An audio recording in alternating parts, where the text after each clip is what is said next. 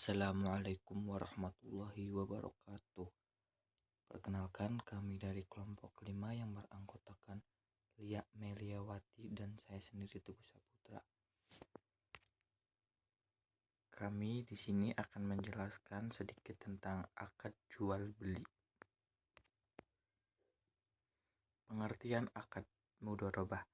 Menurut PSAK nomor 102 ada karakteristik yang dimiliki oleh produk pembiayaan murabahah di antaranya: A. Murabahah dapat dilakukan berdasarkan pesanan atau tanpa pesanan. Dalam murabahah berdasarkan pesanan, penjual melakukan pembelian barang setelah ada pemesanan dari pembeli. B. Murabahah berdasarkan pesanan dapat bersifat mengikat atau mengikat pembeli untuk membeli barang yang dipesannya. Dalam murabahah, pesanan mengikat pembeli tidak dapat membatalkan pesanannya. Yang ketiga, pembayaran murabahah dapat dilakukan secara tunai atau tangguh. Pembayaran tangguh adalah pembayaran yang dilakukan tidak pada saat barang diserahkan kepada pembeli, tetapi pembayaran dilakukan secara angsuran atau sekaligus pada waktu tertentu. Yang terakhir, akad murabahah memperkenalkan penawaran harga yang berbeda untuk cara pembayaran yang berbeda sebelum akad murabahah dilakukan. Selanjutnya, syarat dan ketentuan murabahah. Akad murabahah ini yang pertama memiliki syarat dan ketentuan yang harus dipenuhi, yaitu keinginan bertransaksi dilakukan dengan kemauan sendiri, bank dan nasabah harus melakukan akad murabahah yang bebas riba, bank harus menyampaikan semua hal yang berkaitan dengan pembelian, contohnya apabila pembelian dilakukan secara hutang. Bank kemudian menjual barang tersebut kepada nasabah dengan harga jual senilai harga beli plus keuntungannya. Nasabah membayar harga barang yang telah disepakati tersebut pada jangka waktu tertentu. Untuk mencegah terjadinya penyalahgunaan atau kerusakan akad tersebut, pihak bank dapat mengadakan perjanjian khusus dengan nasabah. Jika bank hendak mewakilkan kepada nasabah untuk membeli barang dan adanya ijab dan kabul. Kegunaan akad murabahah ini, yang pertama yaitu sebagai pemenuh modal usaha kerja, investasi maupun pembiayaan yang bersifat konsumtif seperti angsuran rumah, kendaraan, dan lain-lain. Yang kedua, untuk pembiayaan kebutuhan produktif seperti mesin produksi, alat-alat perkantoran, dan lain-lain. Yang terakhir, cara dan proses pembayaran serta jangka waktu pembayaran sesuai dengan kesepakatan kedua belah pihak. Kelebihan menggunakan akad murabahah ini, yang pertama, keuntungan yang diketahui dan ditentukan secara jelas di awal transaksi dan merupakan hasil dari kesepakatan kedua belah pihak. Yang kedua, margin atau keuntungan murabahah bersifat tetap. Apabila sudah disepakati oleh kedua belah pihak, maka tidak boleh diubah. Yang ketiga, transaksi murabahah apabila dilakukan secara kredit dinilai memiliki risiko yang lebih rendah karena tidak berhubungan dengan kondisi usaha nasabah tersebut, baik itu mengalami untung maupun rugi. Pengertian akad salam.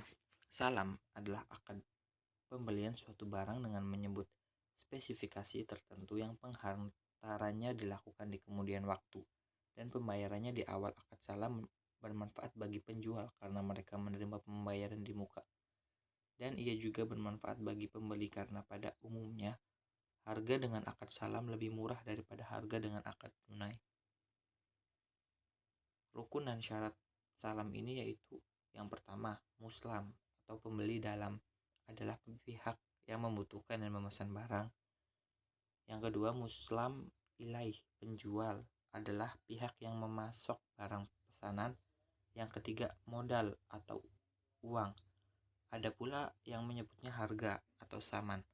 Yang keempat, muslan fi'ah adalah barang yang dijual belikan. Yang kelima, zigot adalah ijab dan kabul.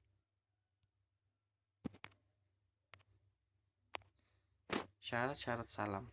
Yang pertama, uangnya hendaklah dibayar di tempat akad, berarti pembayarannya dilakukan terlebih dahulu. Barangnya menjadi hutang bagi si penjual. Yang ketiga, barangnya dapat diberikan sesuai waktu yang dijanjikan. Berarti pada waktu yang dijanjikan barang itu harus sudah ada. Yang keempat, barang tersebut hendaklah jelas ukurannya, baik takaran, timbangan, ukuran, ataupun bilangannya, menurut kebiasaan cara menjual barang semacam itu. Yang kelima, diketahui dan disebutkan sifat-sifat barangnya. Sekian pemaparan materi dari saya, selebihnya akan dilanjutkan oleh rekan saya, Lia Meliawati. Assalamualaikum warahmatullahi wabarakatuh. Perkenalkan, nama saya Lia Meliawati. Di sini saya akan menjelaskan sedikit tentang istisna dan juga syart. Pengertian akad istisna. Adapun istisna secara lugawi bermakna mohon untuk dibuatkan, sedangkan makna terminologi adalah akad dengan pihak pengrajin atau pekerja yang mengerjakan suatu produk, barang, atau pesanan tertentu di mana materi dan biaya produksi menjadi tanggung jawab pihak pengrajin.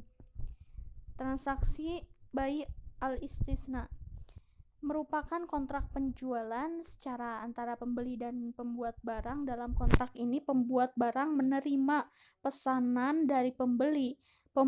Pembuat barang lalu berusaha melalui orang lain untuk membuat atau membeli barang menurut spesifikasi yang telah disepakati dan menjualnya kepada pembeli akhir. Rukun-rukun jual beli istisna. A. Yang pertama ada produsen atau pembuat barang yang menyediakan bahan bakunya. Yang kedua ada pemesan atau pembeli barang. Yang ketiga ada proyek atau usaha barang, jasa yang dipesan. Yang keempat ada harga. Yang kelima ada serah terima atau ijab qabul. Selanjutnya yaitu syarat-syarat jual beli istisna. Yang pertama yaitu pihak yang berakal cakap hukum dan mempunyai kekuasaan untuk melakukan jual beli. Yang kedua yaitu ridho. Yang ketiga yaitu apabila isi akad disyaratkan sani hanya bekerja saja, maka akad itu bukan lagi istisna tetapi berubah menjadi akad izaroh. Yang keempat yaitu ada pihak yang membuat barang menyatakan kesanggupan untuk mengadakan atau membuat barang itu. Yang kelima yaitu barang atau objek pesanan mempunyai kriteria yang jelas seperti jenis, ukuran, tipe, mutu, dan jumlahnya. Yang keenam ada barang tersebut tidak termasuk dalam kategori yang dilarang oleh syara. Pengertian al-sarf. Al-sarf adalah pertukaran mata uang asing. Dalam istilah bahasa Inggris dikenal sebagai money changer. Dalam bahasa Arab sering disebut dengan al-sarf. Dalam kamus al-lughah disebutkan bahwa al-sarf berarti menjual uang dengan uang lainnya. Secara bahasa, pertukaran mata uang asing atau al-sarf mempunyai tambahan, penukaran, penghindaran, atau transaksi jual beli. Rukun dan syarat al-sarf. Yang pertama yaitu rukun al-sarf, yaitu adanya penjual, adanya pembeli, mata uang yang diperjualbelikan, nilai tukar, ijab qabul. Dan ada juga syarat al-sarf yaitu serah terima menurut iftirak, sama rata, pembayaran dengan tunai, tidak mengandung akad khiyar syarat. Terima kasih, semoga apa yang saya paparkan dapat bermanfaat bagi kita semua. Wassalamualaikum warahmatullahi wabarakatuh.